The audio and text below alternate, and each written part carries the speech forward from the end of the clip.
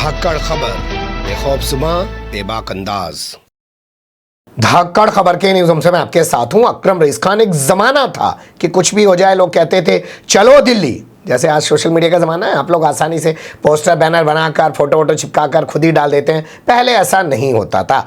किसी प्रिंटर की ज़रूरत पड़ती थी, किसी पेंटर की ज़रूरत पड़ती थी, वो दीवारों पर लिख देता था चलो दिल्ली फला तारीख को, और लोग दिल्ली कूच करने लग जाते थे।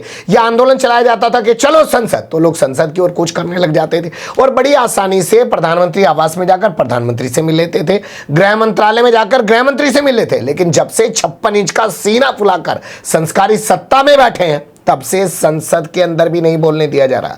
जी हां, बजट सेशन चल रहा है। लगातार ऐसी कोशिशें की जा रही हैं कि वहां पर मुद्दे ना उठाए जा सकें। जो लोग मुद्दे उठाने की कोशिश कर रहे हैं उनको बोलने से रोका जा रहा है और कहा जा रहा है कि संसद में बात नहीं कर सकते हो। अगर आपको यकीन नहीं आ रहा है तो एक के बाद एक कई वीडियो आपके सामने रखने की कोशिश करने जा रहा हूं इस खबर में।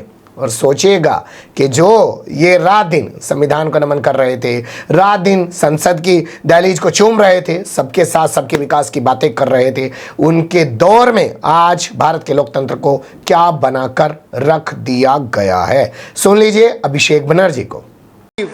So shockingly, counterfeit notes increased by 10.7% in 22, with fake 500 rupees note rising to 16 के बाद तो 19 में चुनाव हो गए, and 2000 rupees note by 54%.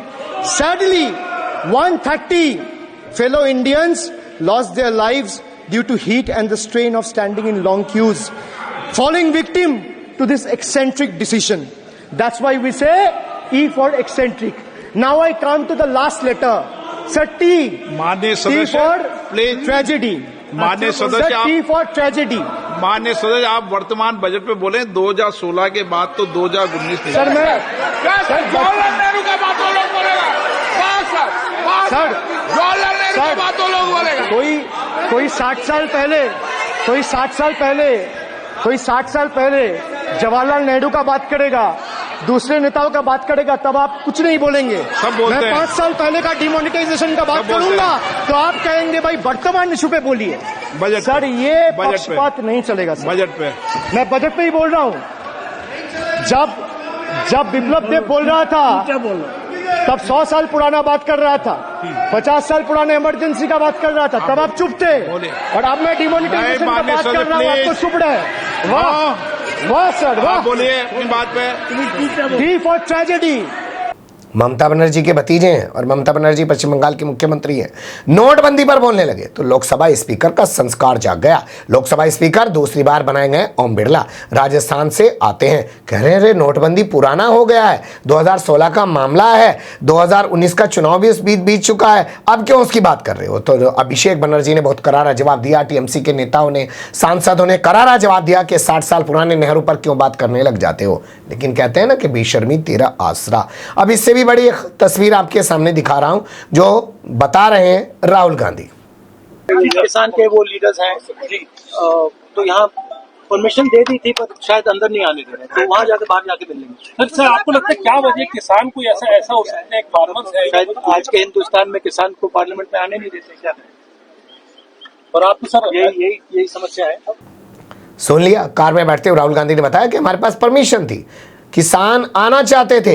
आप जानते ही हैं Rahul Gandhi leader of opposition है, उनको एक कक्ष, एक आवास मिला हुआ है संसद भवन के अंदर जहां वो किसी से भी मुलाकात कर सकते हैं। लेकिन साहब यहां किसानों से नहीं मिलने दिया गया परमिशन होने के बाद भी। इस बात को विस्तार से राहुल गांधी ने एक बार और बताया, वो भी सुन लीजिए।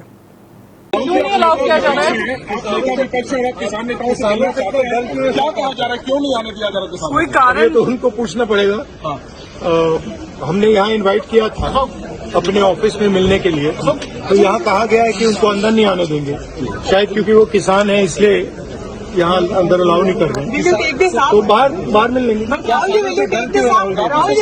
क्या कोई कारण सिक्योरिटी का दिया गया है, कोई और कारण दिया गया राहुल जी?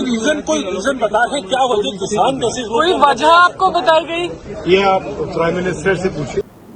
अब आपके सामने कुछ तस्वीरें रख देते हैं। जैसे आप देखते होंगे कि प्रधानमंत्री नरेंद्र मोदी ने केशव प्रसाद मौर्य से संसद भवन में मुलाकात की। आजकल उत्तर प्रदेश में 36 का आंकड़ा चल रहा है ना, आदित्यनाथ योगी और केशव प्रसाद मौर्य के बीच। केशव प्रसाद मौर्य को लग रहा है कि 2017 में जो अरमान अधूरे रह गए थे मुख्यमंत्री बनने के, वो शायद 2024 के चुनाव में भाजपा की उत्तर प्रदेश में मिली करारी हार के बाद आदित्यनाथ योगी को हटाकर उनके पूरे हो सकते हैं, इसलिए वो विधायकों की लामबंदी में लगे हुए हैं। कुछ दिन पहले की खबर है कि केशव प्रसाद मौर्य दिल्ली पहुंचे और उन्होंने प्रधानमंत्री नरेंद्र मोदी से संसद भवन में मुलाकात की, यानी राजनीतिक मुलाकात की जा सकती है। आप ये खबर देख सकते हैं, अनुराग ठाकुर बड़ा संस्कारी मंत्री है, देश के गद्दारों को गोली मारो सालों को राज्य मंत्री हुआ करता था और उसको ये भाषण देने के बाद उसको कैबिनेट मंत्री बना दिया गया था। वो बहुत सारे बच्चों को लेकर संसद घुमाने पहुंचा, यानी ये जिसे चाहे उसे ले जा सकते हैं। लेकिन अगर राहुल गांधी किसानों को बुलाकर किसानों से बात करना चाहते हैं, संसद में आने की उनको इजाजत मिल चुकी है, फिर भी आने नहीं दिया जा रहा है। हालांकि अपने बयान में राहुल गांधी ने सवाल उठाया नरेंद्र मोदी पर, लेकिन मैं आपको बता दूं नियम के मुताबिक संसद भवन जो है वो प्रॉपर्टी है एक तरीके से, या उसके एक तरीके से आप कह सकते हैं कि केयर टेकर करता धरता जो है वो स्पीकर है। प्रधानमंत्री नरेंद्र मोदी की भी वहां पर कोई औकात नहीं बसती है। जैसे आप जाइए राष्ट्रपति भवन में, लेकिन आजकल संस्कारियों ने ऐसा कर दिया है कि किसी संस्था किसी संस्थान की कोई वैल्यू ही नहीं बची है, हर जगह संस्कारियों का दबदबा दिखता है। तो ये कुछ तस्वीरें हैं। उसके बाद उन पुरानी यादों को उठाकर खंगालिएगा कि जब लोग कहते थे चलो दिल्ली कूच करो, चलो संसद भवन की तरफ कूच करो, लेकिन अब तो संसद भवन में ही बोलने नहीं दिया जा रहा है। और कितना तांडव इस देश को देखने को मिलेगा इन संस्कारियों के राज में, आने वाला वक्त बताएगा। फिलहाल के लिए अभी इतना ही। बने रहिएगा धाकड़ खबर के साथ। कमेंट्स के रूप में आप लोग अपनी राय दे सकते हैं, खबर को लाइक कर सकते हैं, चैनल को सब्सक्राइब कर सकते हैं और ज़्यादा से ज़्यादा हमारी खबरों को शेयर कर सकते हैं। फिर ऐसे ही किसी सुलगते हुए या उलझते मुद्दे लेकर मैं आपके सामने हूँगा हाजिर। फिलहाल अभी मुझे दें इजाज़त।